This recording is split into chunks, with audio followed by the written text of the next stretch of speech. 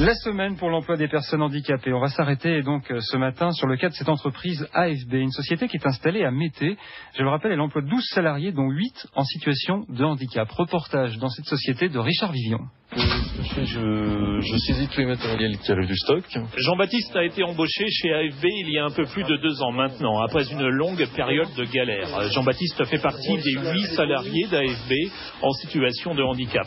J'étais au chômage pendant presque 3 ans, donc ça a vraiment été une chance d'être employé ici, parce qu'au bout de 3 ans, on se pose beaucoup de questions, on trouve le temps long, et je profite de cette chance tous les jours.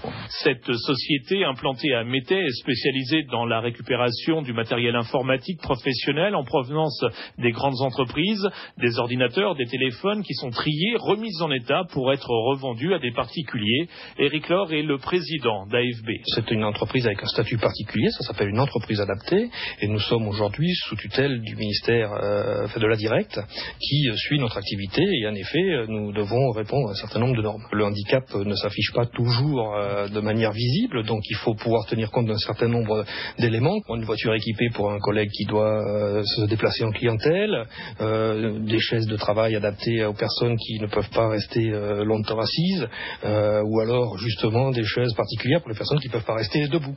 Donc c'est en fonction de la spécificité de chacun. Assis derrière son atelier, Pascal est chargé de la réparation des ordinateurs. Il souffre d'une malformation au pied. Avoir retrouvé un travail ici chez AFB, c'est un soulagement, dit-il.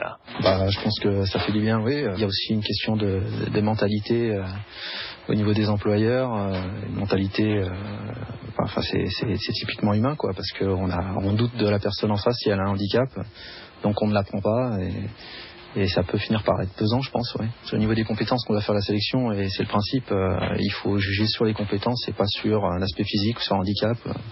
C'est la base normalement. Hein.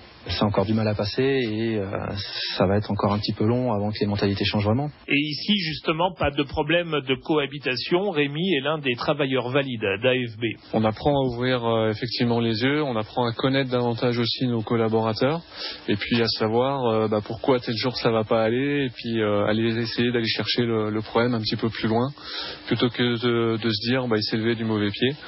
Voilà. Il y a un petit peu plus d'enrichissement personnel, on va dire. En France, l'emploi des personnes handicapées reste problématique, avec un taux de chômage supérieur à 20%. Un reportage de Richard Vivion à réécouter sur francebleu.fr.